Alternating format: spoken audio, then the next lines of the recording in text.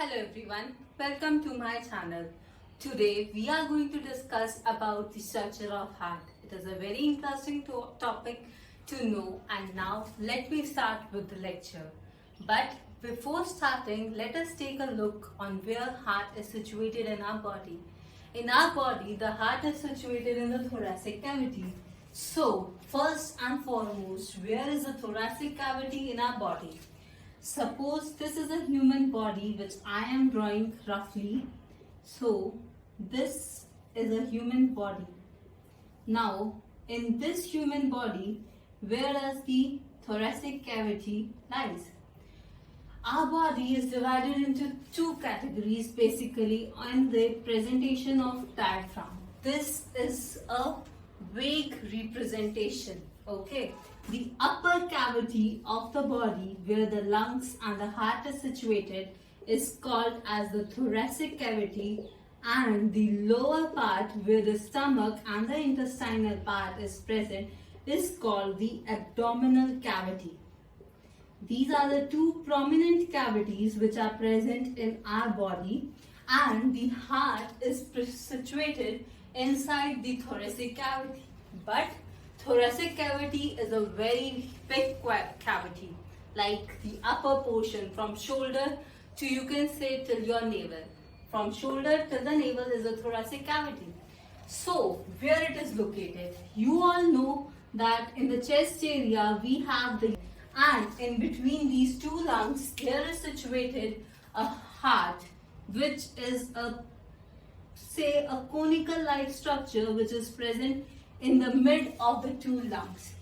So this is present between the two lungs and is posterior to sternum.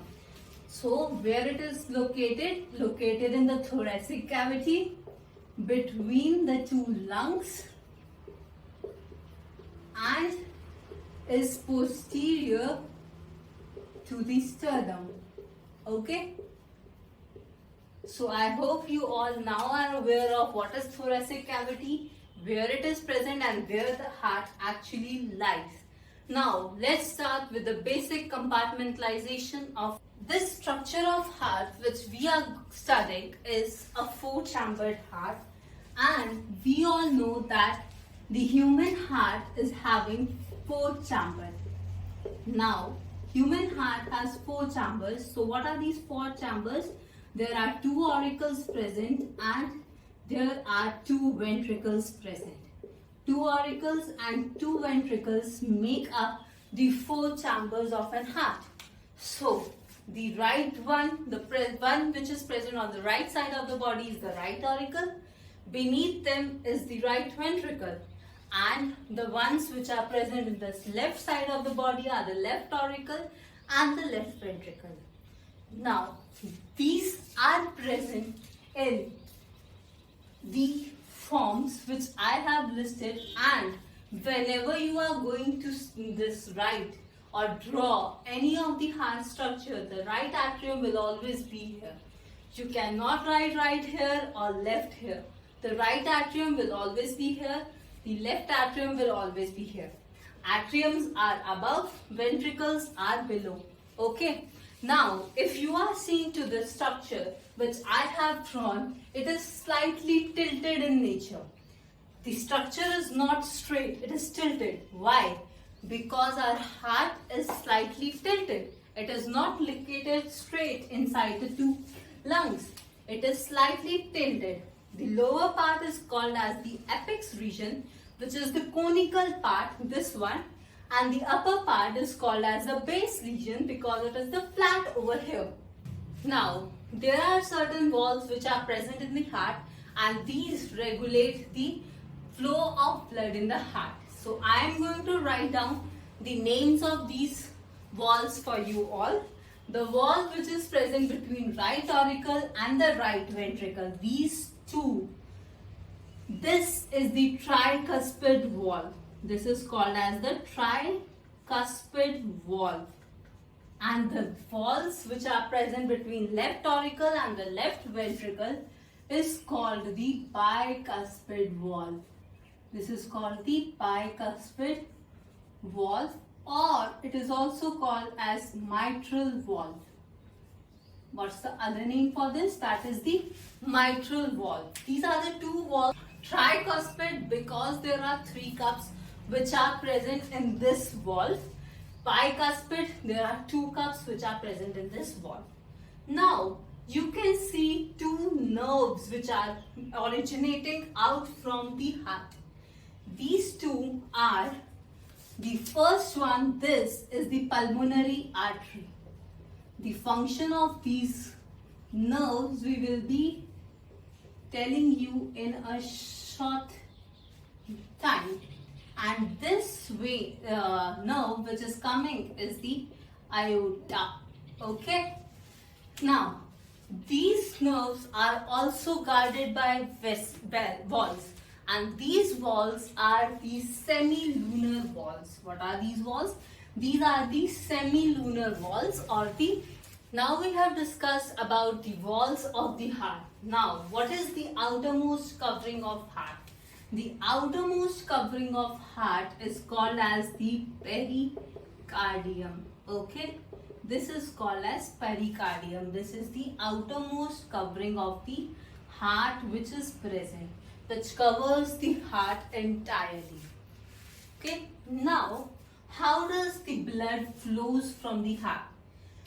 To understand this, we got to know certain valves, nerves which are present in the right ventricle. These are the vena cava.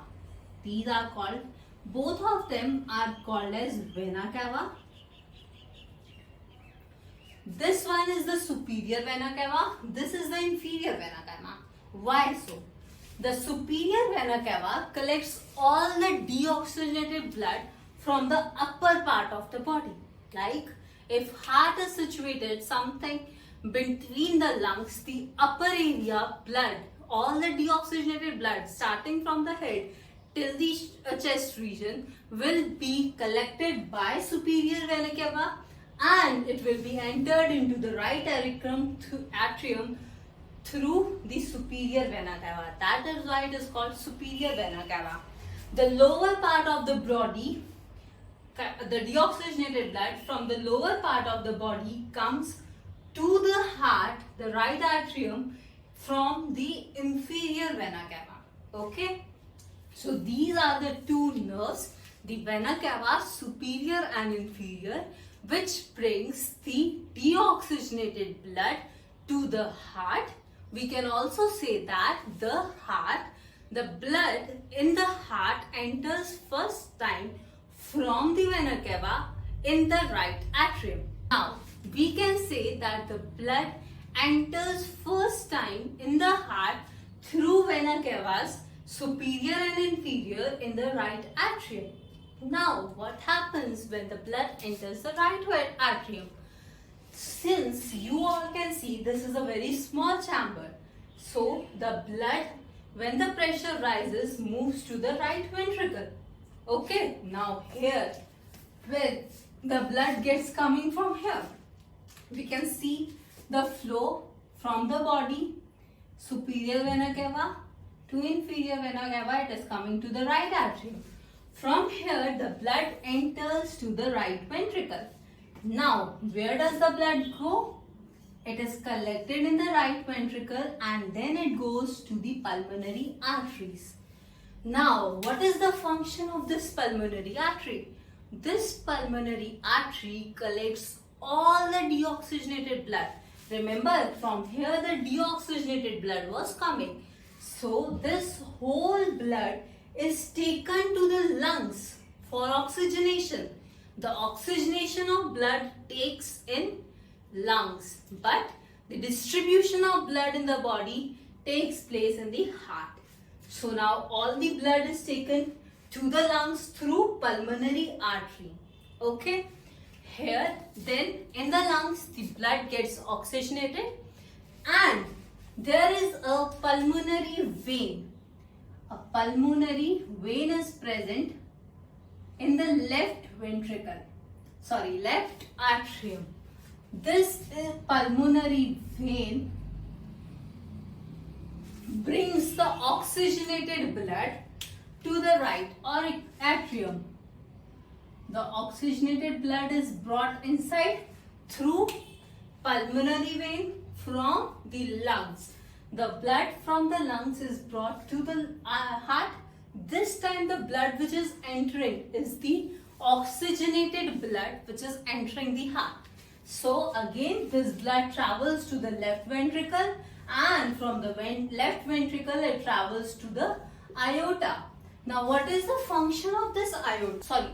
This aorta gets divided into smaller arteries and gives the oxygenated blood to the body. All the body parts gets the oxygenated blood from the aorta. Okay, and then when the blood becomes deoxygenated, again the same process occurs. Blood from vena cavas come to the right atrium, then they went to the right ventricle, then from right ventricle through the pulmonary artery they goes to the lung. From lungs they get oxygenated and then move back to the pulmonary vein, and then from the left auricle they go to the left ventricle and then to the aorta, from where they are distributed to the entire body. Now we have discussed about the structure of heart, the various compartments which are present, the walls which are present, the covering of heart. Let us make a flow chart to understand how the blood flows from the heart. So, starting from deoxygenated blood